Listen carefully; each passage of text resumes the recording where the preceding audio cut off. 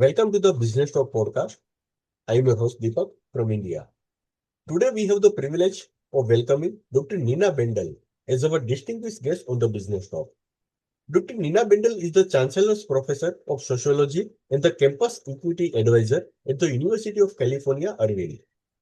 Professor Nina is an economic sociologist whose work explains how relational work, culture, power, and emotions shape economic life, affecting everything from investment decisions and consumer spending to debt, inequality, and the ideas people hold about the economy.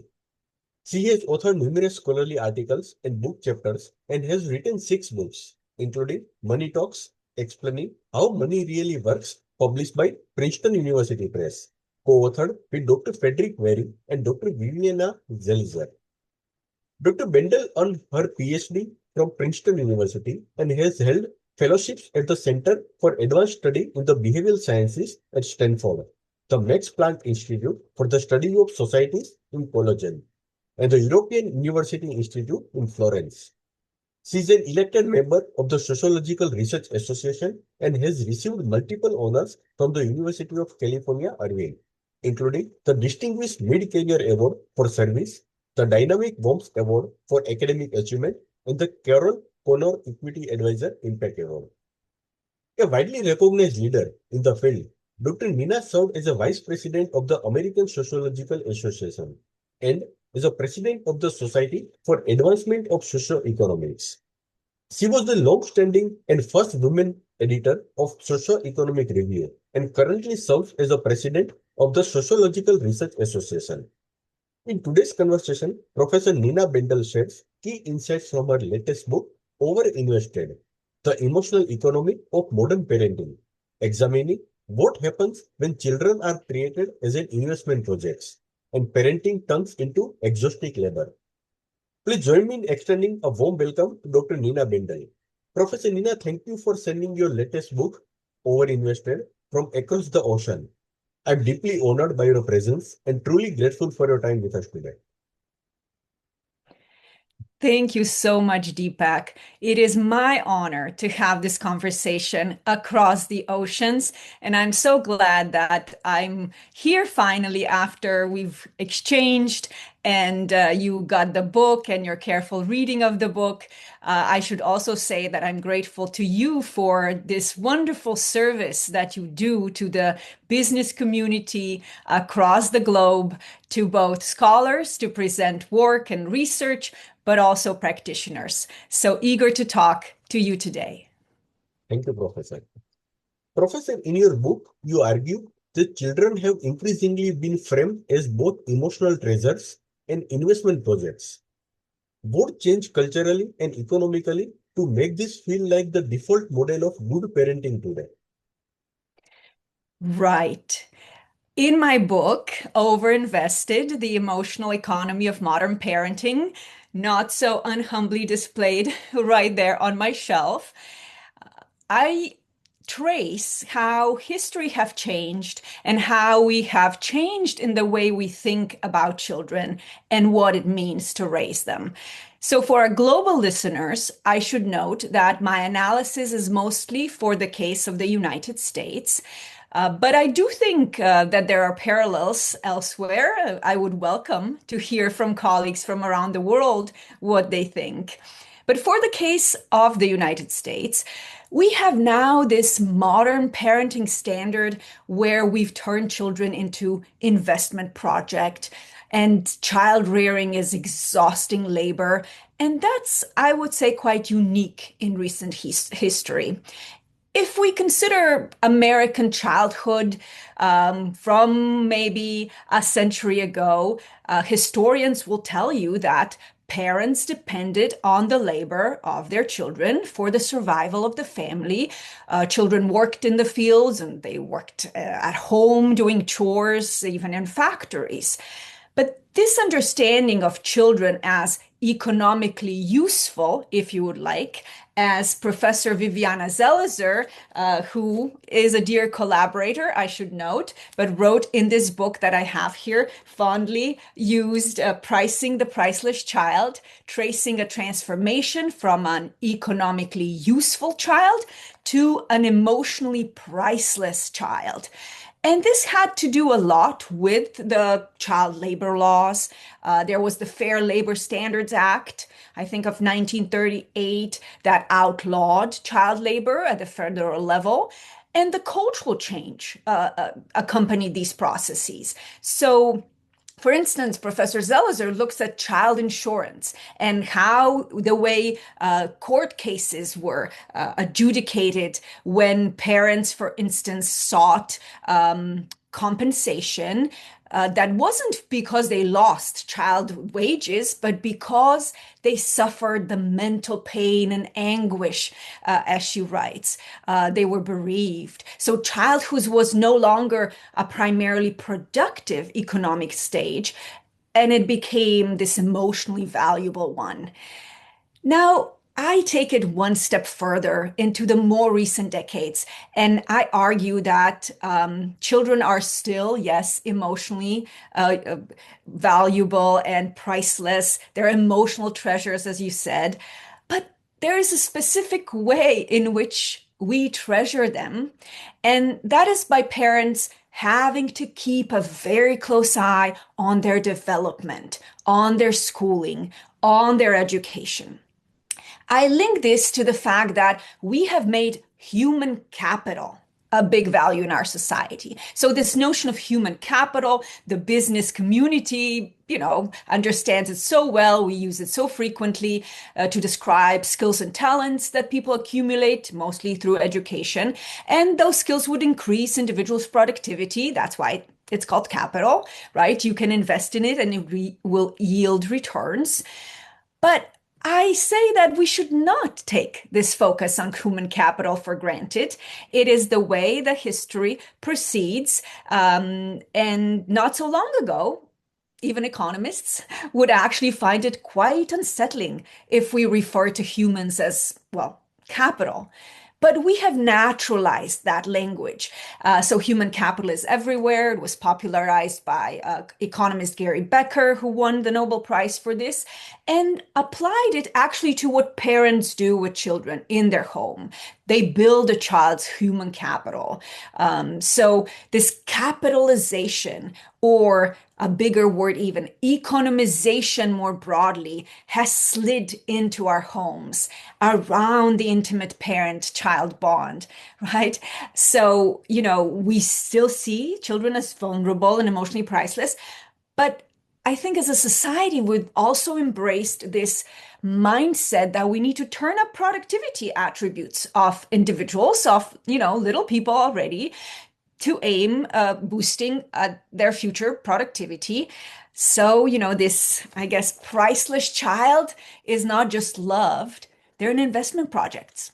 Parents put so much time, energy, and money into this. There's pressure to be productive inside the home, to hustle, to optimize, to develop. There's an industry that's developed around this, the parenting business, billions of dollars, gadgets, apps, enrichment activities, tutoring. We'll probably talk more about this. All scaffolds parental investment activities. It's exhausting. I'm a mom. I know it too. It's exhausting both financially and emotionally. Professor, you describe parenting as exhausting work, not just an identity.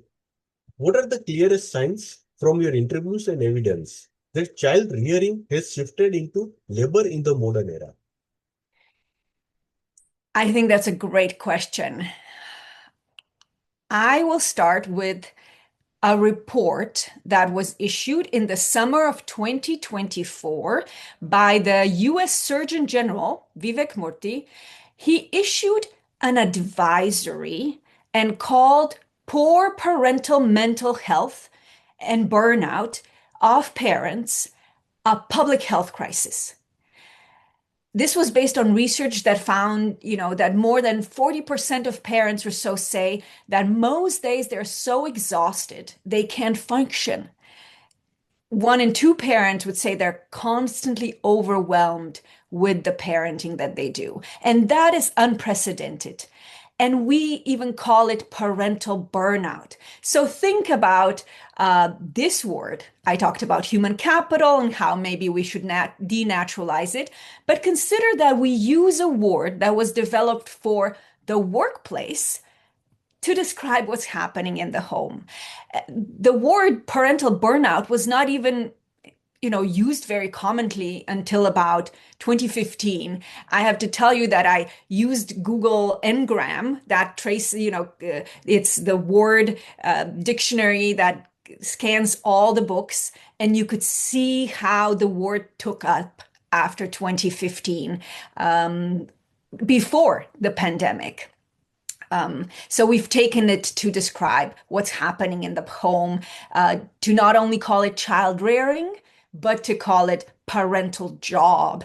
Parents themselves that we talk to. So we talked to 120 parents. When I say we, it was myself and a wonderful group of research assistants, my graduate students at the University of California, Irvine. They're wonderful. So I want to make sure I do a shout out to them. And parents across socioeconomic background, across racial backgrounds, across political persuasions, really a very wide range, they would refer to what they do as a job, as the hardest but most important job. So we need to take this to heart. How do parents themselves feel it is about parenting? If I may, will have here a quote from one of the parents we talked to, Carolina, a mother of three. She's got a master's degree in education. I think she worked as a high school teacher.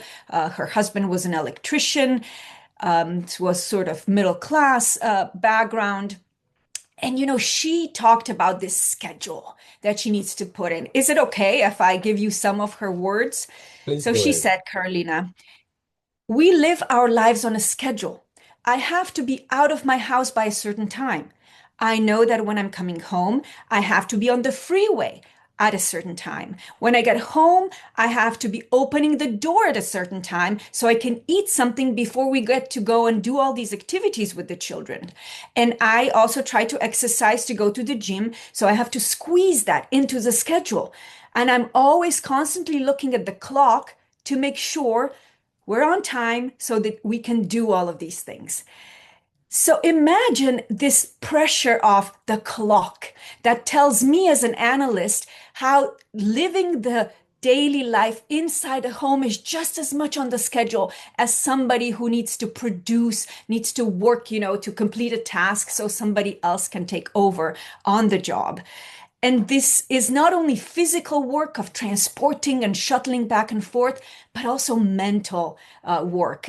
My colleague, sociologist Alison Daminger, wrote a book, What's on Her Mind, about the mental load and cognitive labor. Even that uses the word labor, that mothers in particular are very much overloaded with scheduling everything. These days, I don't know how it is in other parts of the world, but March is a big month to plan summer activities for children. And this is anticipating and planning and monitoring and scheduling. All of that is very invisible, but very burdensome. So I would say some of these tell you about how it's not just child rearing, it's labor. Professor, the book traces a historical shift from children being economically useful to being seen as a vulnerable and economically priceless. What do you think we gained in that transition? And what did we unintentionally lose? Oh, that is a very good question, Deepak. So let me think. I should say that in the book, I note some downsides to these processes. What are the consequences for individuals, for society? But we should begin with the upsides. So if there's one thing that I would name that we've gained, is what parents themselves appreciate very much and what they told us in their stories. we've gained something beautiful about the bond between children and parents. They appreciate that very much. Parents love their children unconditionally. They want to do everything for them. I should say. It's true for me as a mom. And interestingly, when we asked, this was actually a survey that asked parents how they are parenting compared to how they were parented. So kind of a generational shift here. And, they didn't say they discipline their children differently. They also didn't say that they have different values, or maybe, religion was more important and it's less important. None of these things came up as much as the fact that parents said they want to develop and cultivate and cherish this loving bond to their children, the relationship they want to have with their children. And, 94% of parents in one survey recently said that being a parent is extremely or very important to their identity. It is such a big part of people's lives. So that's certainly something that we should acknowledge. And you see it when parents' eyes brighten when they talk about their children. But at the same time, parents are so exhausted.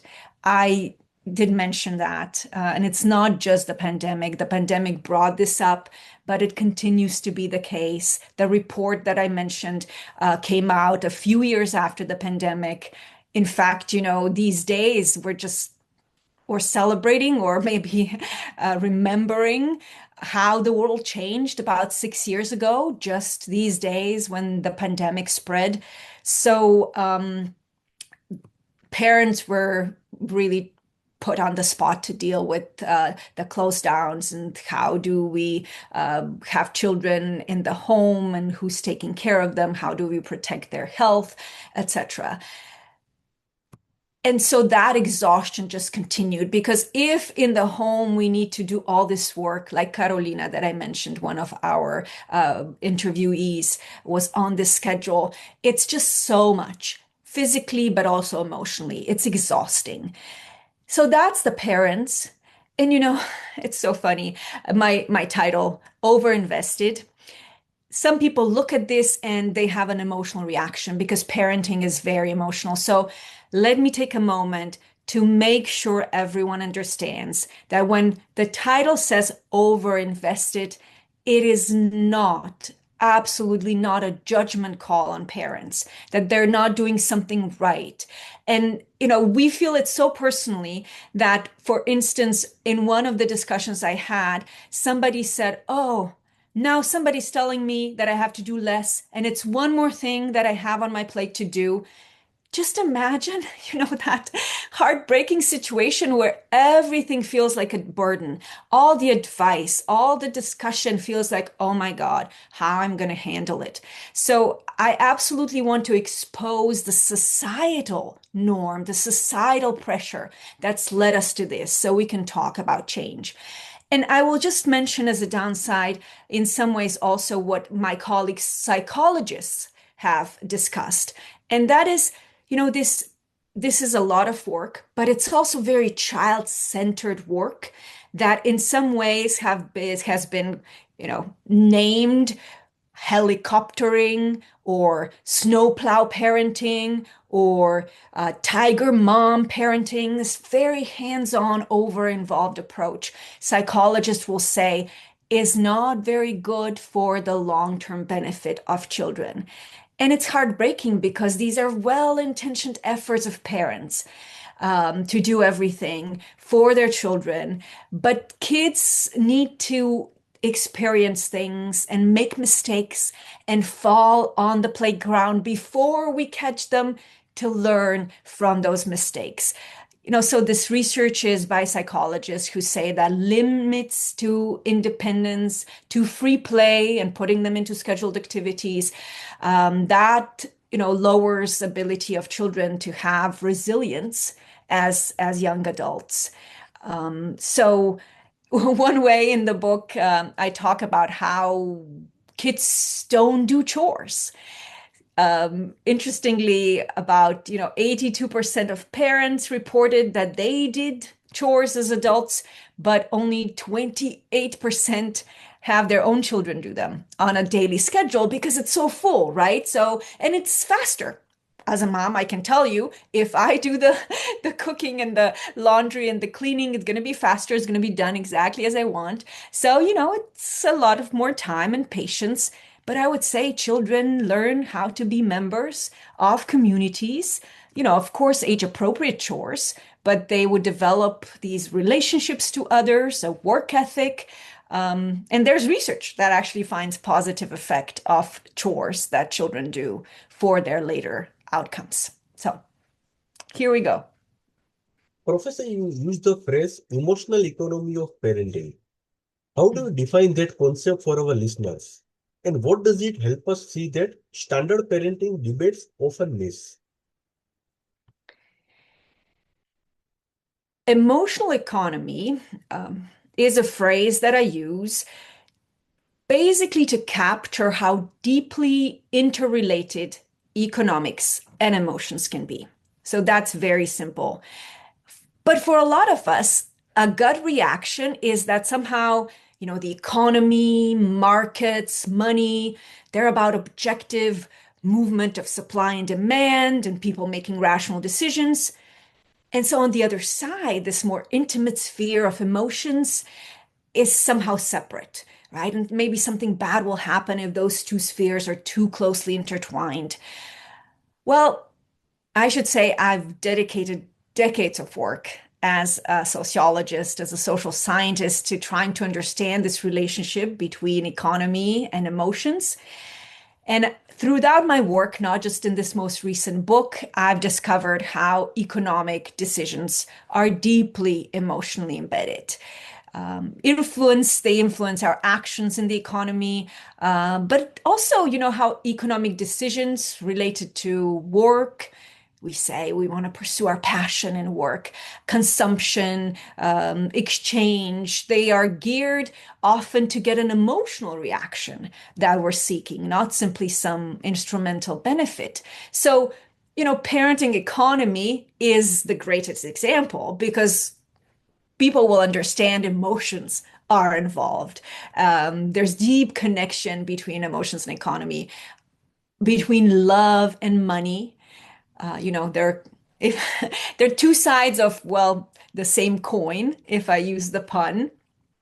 And when we focus on the emotional economy, instead of, let's say, just economics to understand how much money goes into what parents do with children, so we understand why parents do things that perhaps don't seem like best decisions from a more distant point of view, going into a lot of debt, let's say, to support one's children. And scientists would say that, parental investment goes up because there's inequality and parents need to ensure that there is a prosperous economic future for their children. But we find that it's mostly more well-to-do parents who have more resources that invest more into their children. So their families are already better off. And then there's also pressure for families who have less resources to do the same kind of parenting. And so that creates real difficulties for them. And when we talk to parents, they did not talk like economists. They actually did not even use the word investment. There was a business school professor. So, people who use this language very easily also on the job. She said, I need to invest. But then at the same time, in the same breath almost, she said, and it's because I love my children and I want to do everything. And sometimes I think, maybe I should put aside money for my own retirement. That might be a rational thing to do. But somehow my gut reaction says it should be children first. So I thought that thinking was really illustrative of how parents think through these things. They want to support their children, not simply, to be advancing economically, but to realize their potential, to pursue their passions. Well, to be happy. So I take these answers to heart to show how emotions are so very front and central in even money decisions. So, money is love. And this is the idea of the emotional economy that I try to capture. Professor, you find that parents spend, save, and even go into debt for children. In your research, what kind of expenses like childcare, schooling, extracurricular housing for school access or college most often trigger this sense of we have no choice? Right. Well, you listed several of these, and I think the big burden to all of this is that they're all interrelated, that it's hard to see which one could just step back from, invest less. So let's start with childcare. Childcare in the United States has become so expensive. Since around 2006, I mentioned it in the book, the price index for childcare has surpassed the consumer price index for the general basket of goods, which means, the prices are rising faster. And some families spend even a half of their monthly income on childcare when they have more than one child.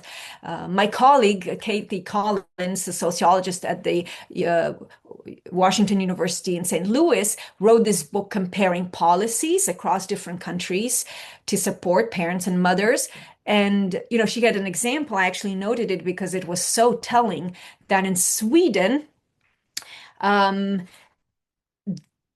childcare is subsidized by the state. So the lowest income families don't pay anything. And the cost for the wealthiest families is very little. It's like around $200 a month.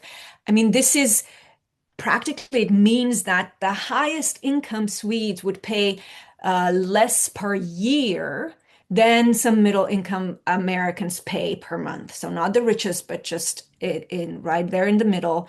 And you know, childcare is more than public college tuition in some places.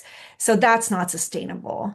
Then we talk about mortgages. I have analysis in the book where we look at which households, which families take on mortgage debt for children, because in the United States, you live in a neighborhood with higher property taxes and prices are higher. And from those monies, we fill the bank of public schools. So people move to better school neighborhoods, which are more expensive. And these are not the richest families who can maybe pick private schools or don't care about, how where they live is linked to the public school. It's families in the 10th to the 60th income bracket, so really lower and middle class.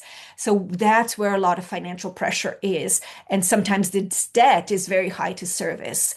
Extracurriculars, maybe I can dispel a myth here that it's not all just so expensive, even though in the media we see this youth sports industrial complex, some people call it, worth $20 billion of organized sports, of traveling teams, of parents investing in equipment, then in travel, then in fees to support all these activities. Surely some. But a lot of parents also find lower cost alternatives. It's just become so common that the activities that children do are part of their lives. What was something that surprised me though was tutoring. So this was extracurricular activities, mostly sports, but tutoring and preparing for college for high schoolers in the United States. So sort of 15 to 17-year-olds. I did not know how much money goes into those for those expenses, mostly by the top third of families' income. That's actually the biggest expense for those families is educational activities for these teens. I believe mostly to prepare for college, do the preparation that would get them into the schools that parents believe they should get. More than housing, food, clothes, health insurance. Even in the survey that we analyzed, tutoring became a new category that was being asked about in 2009. That, to me, as a social scientist, says a lot about how activities are changing. There's a global tutoring market, actually. We'll surpass, I don't know, $200 billion this year. It's really, really, really big. And we haven't even gotten to college, which has become so expensive. In some places, $100,000 a year for college in the US. Yeah, but to just put it in perspective, it is childcare and education that is a category of expenditures that has grown the most over time. So, it's not that everything is so much more expensive, but that one particular category that links really well to my argument about the prominence of human capital for children. So, I just will note again how uh, heartbreaking it is when parents can't do what they want for children financially. And what they told us, mostly lower and middle class parents, when we asked, is there something else that you would like to do for children? They just said how much more they wanted to do that for them financially if they had the resources. Um, but they can't. Professor, you note that investment has a double meaning, money and emotion or identity. How does that double meaning show up in a day-to-day decisions, especially when families feel financial strain? Right, right. Um, I mentioned that there's this emotional and financial exhaustion. And when I was researching the book, I wanted to find a term that would, a word that would describe everything that parents do, not just money. And the word investment is very associated with money. But if you think about the word to invest in, or phrase to be invested in, then you could see how emotions and identities come to bear as well. So maybe I give you a little preview of how the sociology of the family, especially in the United States, has thought about child rearing over time. And in fact, one idea, the idea of intensive parenting, has been very much embraced by the broader public. So people understand when you say, oh, parenting is intensive these days, that we're describing what's happening. But I use a different term. I say that parenting is not only intensive, but it is invested. And see, this is because of these emotional and financial reasons working at the same time. So let me explain. Intensive parenting was a phrase that my colleague Sharon Hayes developed in the 1990s when she published this book. I actually have that one here too, called The Cultural Contradictions of Motherhood. The cover is very telling. You see half of the picture, a woman who is in a business suit, ready to go to work, and the same half of the person has a child on the hip. And how do we negotiate that contradiction? But it wasn't so much that contradiction that captured people's attention as her notion of intensive mothering, this pressure to have to be intensive. And she defined it as a style of parenting that is child-centered, expert guided. You need to read experts to get advice. That's emotionally absorbing, it's labor intensive, it's financially expensive. So, very much what we've been discussing so far. But I would say that from the 1990s, when she wrote about parenting, some things have changed so that intensive does not quite signal what parents are going through these days. So parenting is not only child-centered, but it's so much about our identity as a parent. So it's parent-centered too. And that brings its emotional pressures on top of trying to, attend to the child. Then she says it's expert guided intensive parenting. Well, In my research, I analyzed parenting manuals, about 100 books that are being published. And it's not just scientists and doctors and, psychologists. Now, parenting advice comes from so many different sources that really creates a different reality. I would say it's media overloaded rather than just expert guided. And when she talked about emotionally absorbing parenting labor, she meant emotional work and how much energy goes into, performing this role of a parent.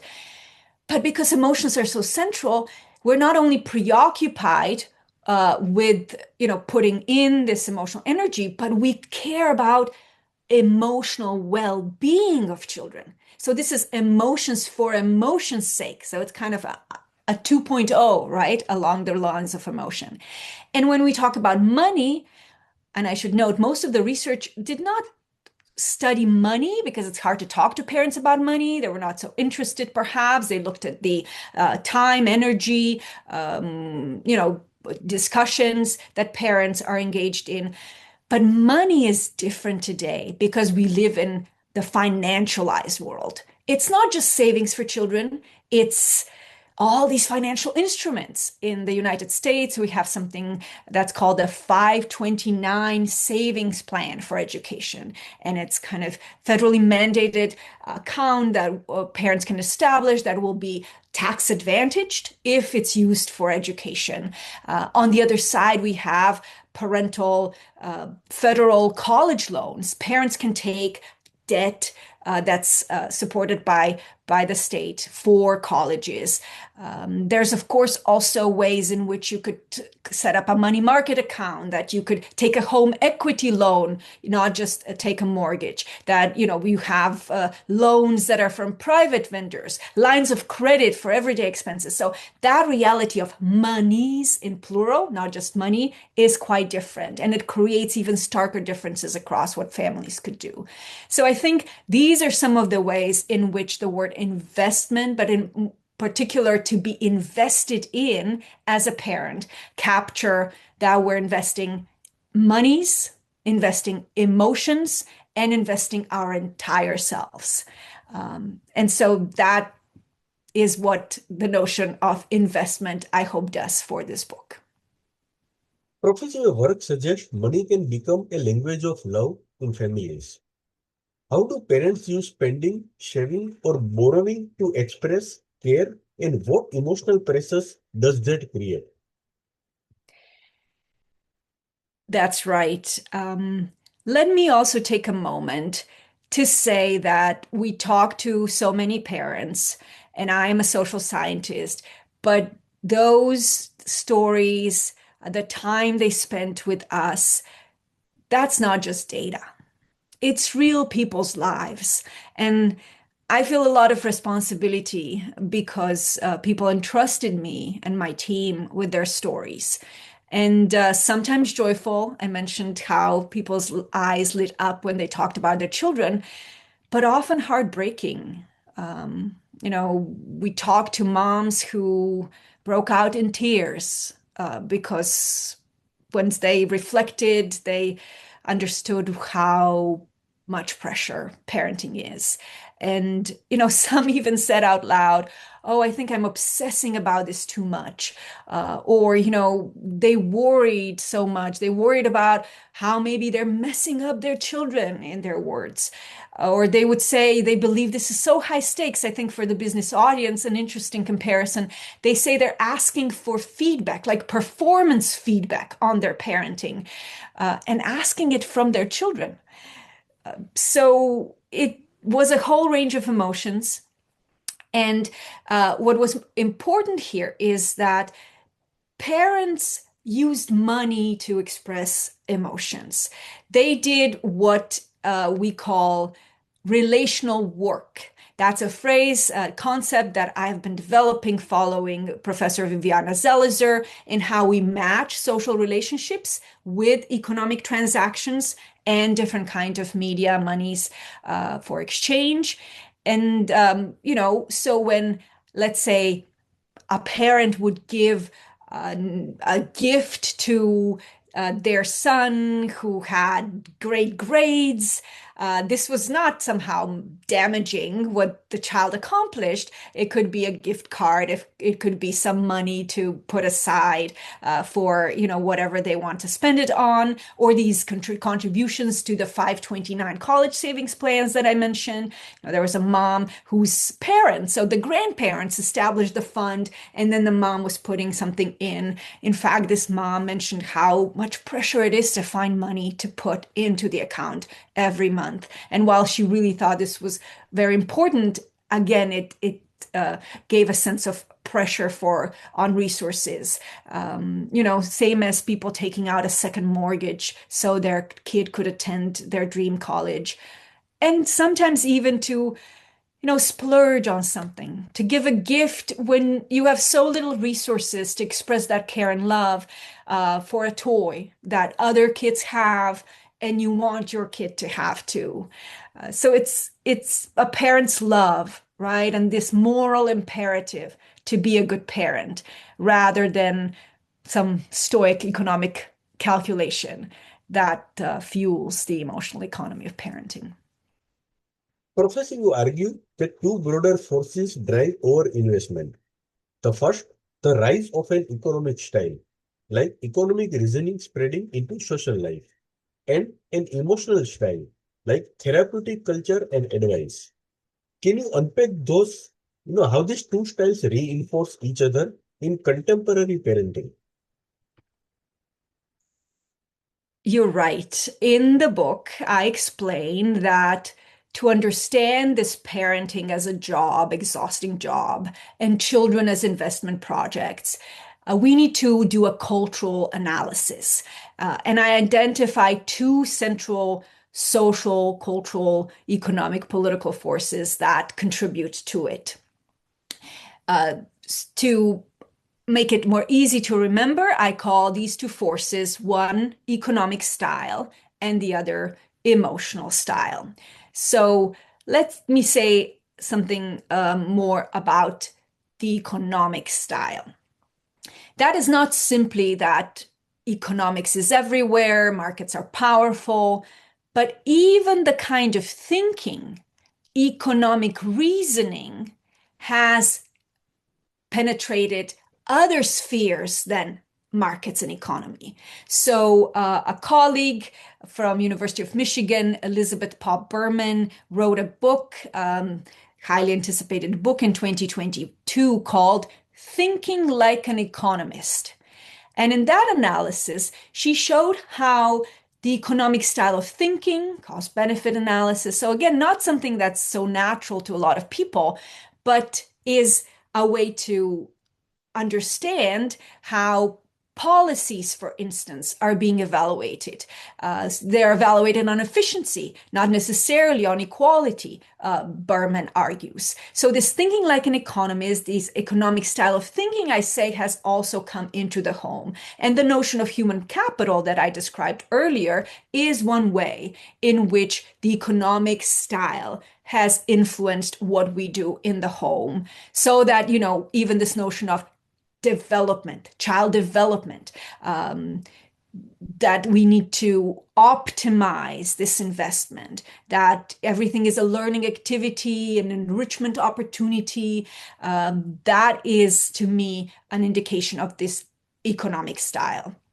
Sleep training, right? They use the word training, parental burnout, even the words themselves describe it.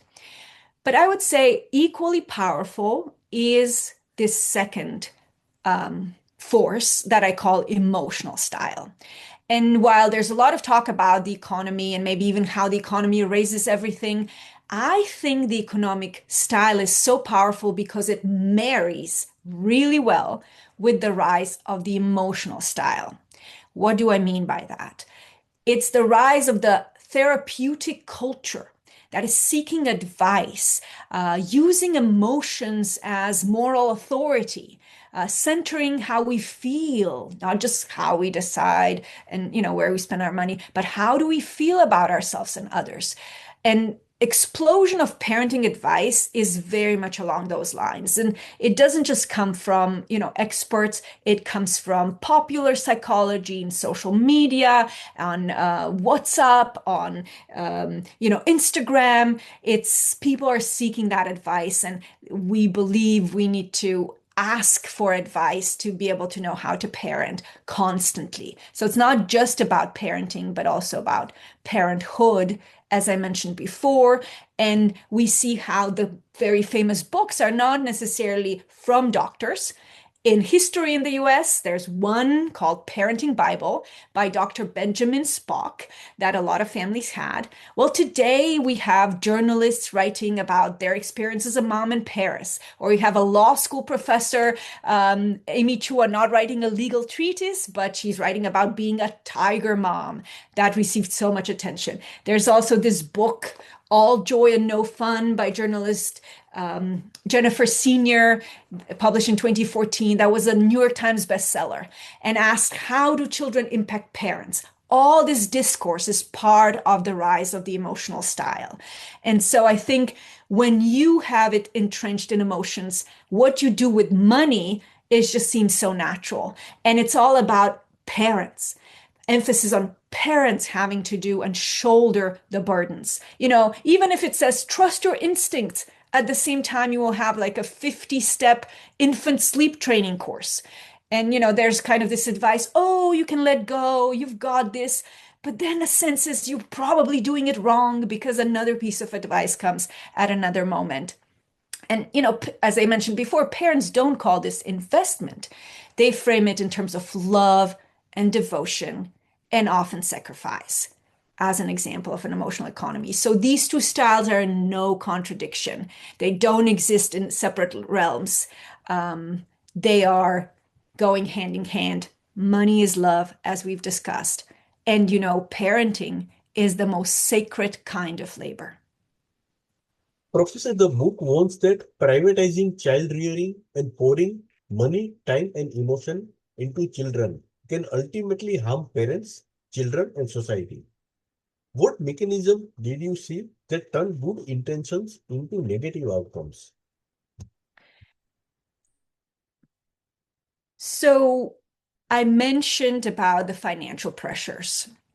And so I want to also emphasize that what families experience in the home is shaped by the broader political environment that has policies that are not supportive of parents. US is one of the few countries that does not have federally paid parental leave, for instance, and mentioning how expensive childcare is, how much one even for education has to pay.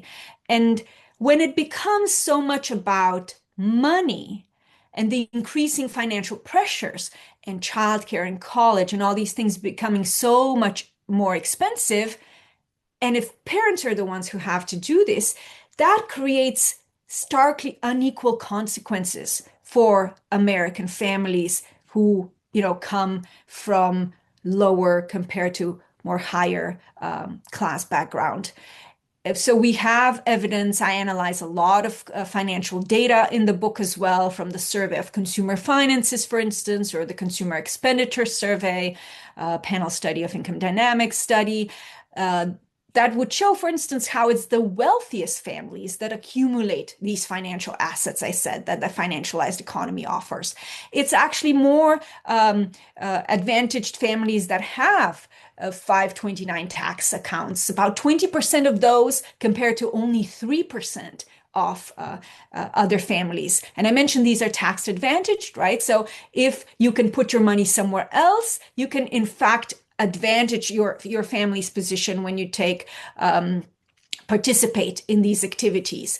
And when you take on debt, I mentioned mortgages for lower income families, that debt is not necessarily just investment into the future of the children, but undermines transfers of wealth across generations. And there's also a difference in, let's say, parental loans that African American families in the United States have bigger federal loan burdens than white families, and that feeds into the racial wealth gap as well.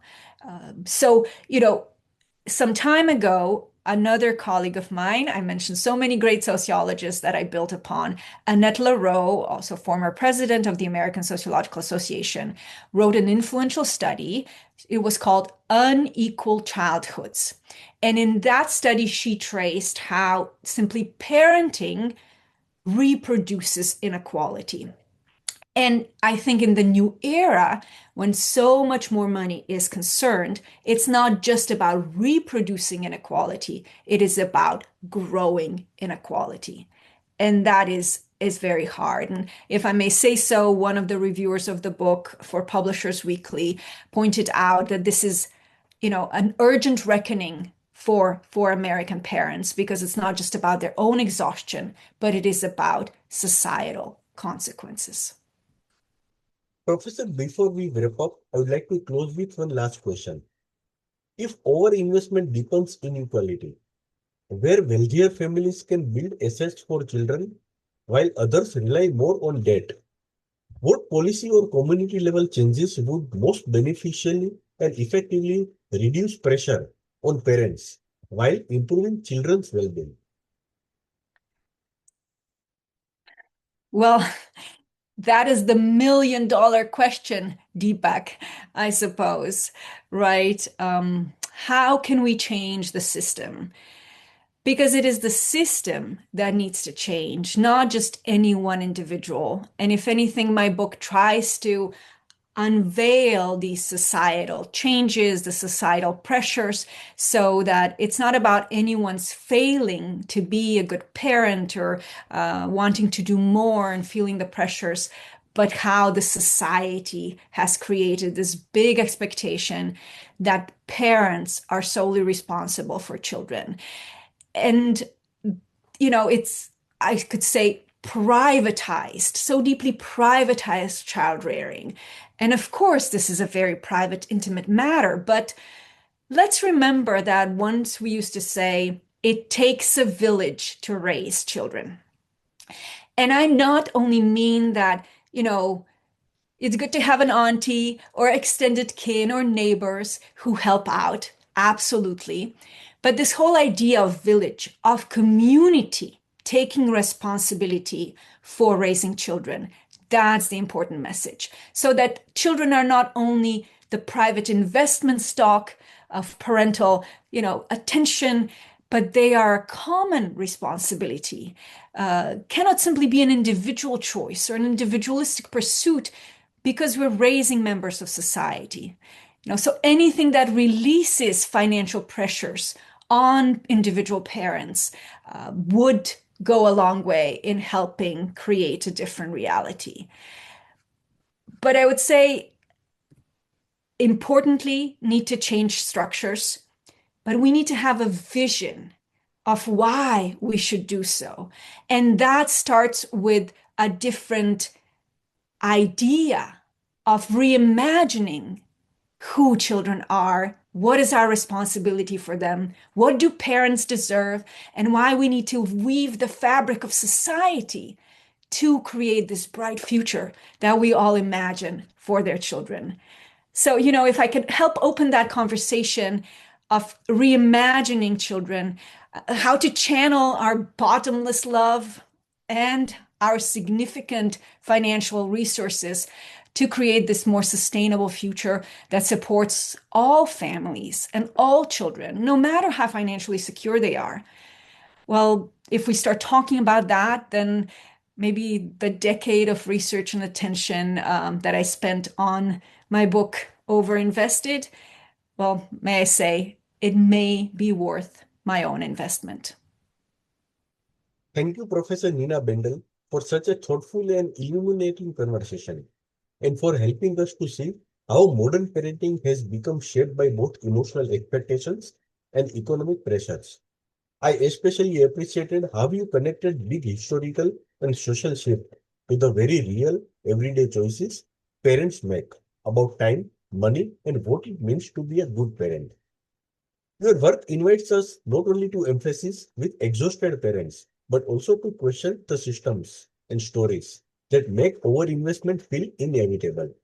I'm sure our listeners will walk away with fresh language for experiences they have felt for years, and importantly, with a new ways to imagine a healthier, more shared approach to raising children. To everyone listening, thank you for being with us today. If this episode resonated, please share it with your friends, your colleagues, even with your children. And consider picking up a copy of Overinvested to explore these ideas in greater depth. Professor Bendel, thank you, and it's been an honor to have you and host you today. Thank you for your time, your research, and your insights. Thank you so much.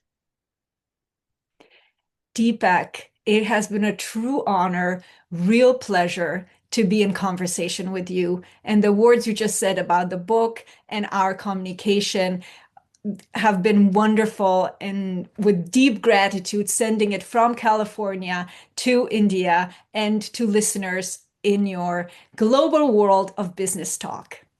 Thank you.